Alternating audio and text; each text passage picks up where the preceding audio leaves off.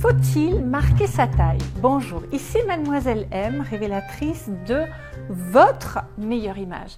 Alors, j'imagine que c'est une injonction que vous avez lue, que vous avez vue à la télévision, que vous avez entendue de toutes parts, dans les magazines, dans plein d'endroits où on va vous donner des conseils pour votre look sous prétexte que c'est féminin. Alors oui, c'est féminin, mais vous allez voir que ce n'est pas toujours la chose à faire, loin de là, bien au contraire, vous allez le voir de vos propres yeux et je vais vous expliquer pourquoi. Et puis surtout, il faut se dire qu'une femme, alors oui, la taille est le propre de la femme, mais si vous n'avez pas de taille, comme vous allez pouvoir le voir sur certaines photos que je vais vous montrer, mais que faire? Eh bien, vous allez voir qu'il y a d'autres parties du corps féminin qui peuvent aussi être féminines.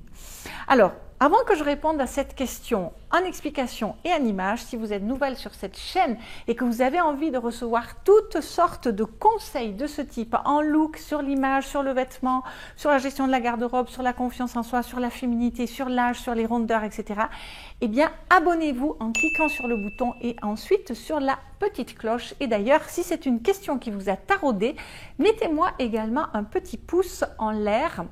Voilà, alors maintenant, je vais vous expliquer. Pourquoi cette question mérite une réponse, pas simplement « oui, il faut marquer sa taille ». C'est parce que, eh bien, c'est super de marquer sa taille quand on en a une. Et je vais vous montrer des photos de femmes qui ont des tailles indéniablement. Sauf que, qu'est-ce qu'on fait si on n'a pas de taille, justement? Comment marquer la taille? Et je vous montre par exemple cette photo de Nicole Kidman, grande star. Est-ce que vous pensez véritablement qu'elle a une taille? Si je vous montre cette photo d'Olivia Palermo, est-ce que vous pensez véritablement qu'elle a une taille? Si je vous montre cette photo de Goldie Hawn, est-ce que vous pensez véritablement qu'elle a une taille? Si je vous montre cette photo de Cameron Diaz, est-ce que Cameron Diaz a une taille? Donc vous voyez par ces photos que ça n'a rien à voir avec son statut social, parce qu'on a un coach, parce qu'on fait des régimes, parce qu'on a de la chirurgie esthétique ou quoi que ce soit. Ça n'a rien à voir avec l'âge et ça n'a rien à voir avec le poids. Mais c'est véritablement votre morphologie. Et regardez si par exemple vous mettez Cameron Diaz dans une robe, puisque je vous rappelle quand même qu'il y a deux façons de marquer la taille. C'est soit avec un vêtement cintré, soit avec un vêtement ceinturé, quel que soit le type de ceinture ou quoi que ce soit, de façon à recréer une silhouette en 8 ou une silhouette en X. Donc regardez, si vous mettez Cameron Diaz par exemple dans une robe qui est censée épouser la taille et ensuite partir évaser sur des hanches, est-ce que vous ne pensez pas qu'elle est beaucoup plus flattée par une robe toute droite qui reproduit sa morphologie? Regardez ce qui se passe si vous mettez une robe cintrée qui va marquer la taille sur Goldie Hawn. Est-ce que vous ne pensez pas que ça lui rajoute tout de suite des kilos? Et pour cause, ça vient souligner un endroit où elle a des centimètres en plus. Et par contre, là où elle est fine, là où elles sont fines, ces femmes, c'est-à-dire le fait qu'elles n'aient pas de hanches et qu'elles aient des jambes, qui sont aussi une marque de féminité très longue, très fine et très belle, eh bien, les jambes sont camouflées sous du tissu qui n'a aucune raison d'être. Par contre, vous prenez évidemment une Kim Kardashian qui, mais mon Dieu, ce qu'elle a une taille et ce qu'elle a des hanches, évidemment que sur elle, marquer la taille, c'est obligé parce que c'est son point fort, donc elle a tout intérêt à marquer sa taille, du même qu'une personne comme Scarlett Johansson a tout intérêt à marquer sa taille.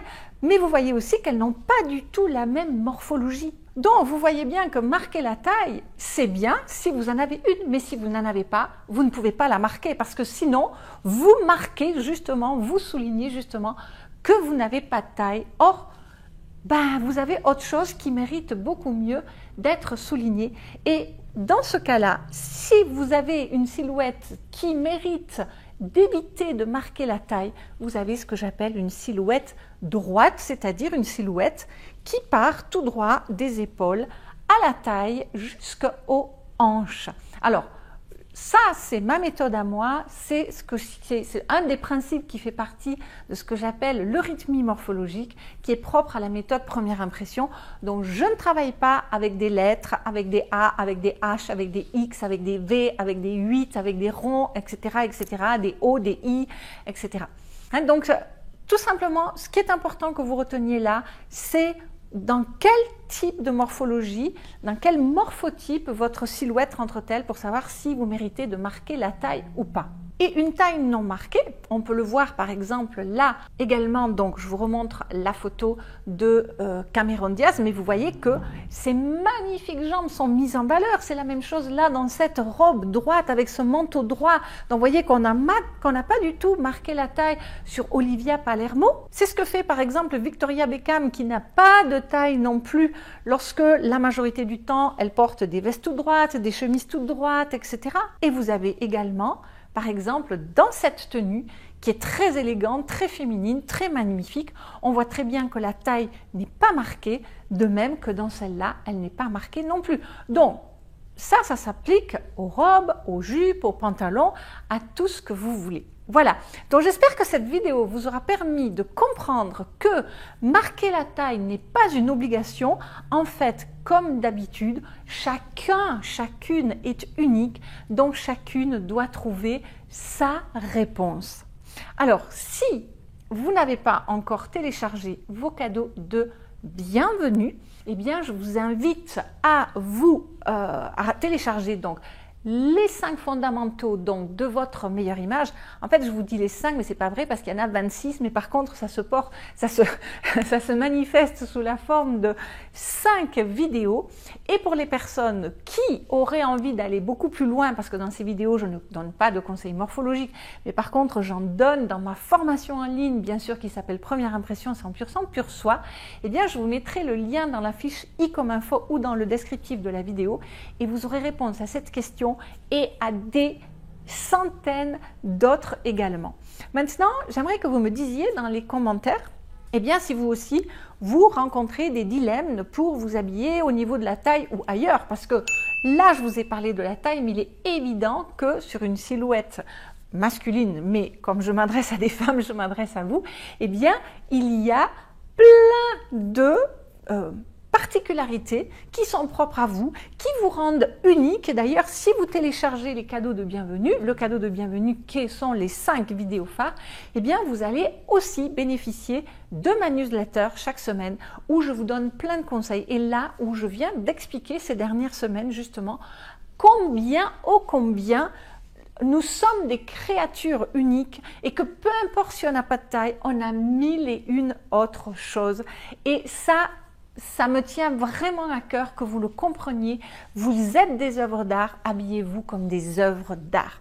J'attends vos commentaires, j'attends également vos suggestions de vidéos, vos partages.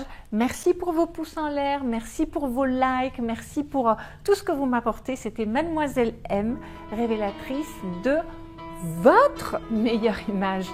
Bye bye!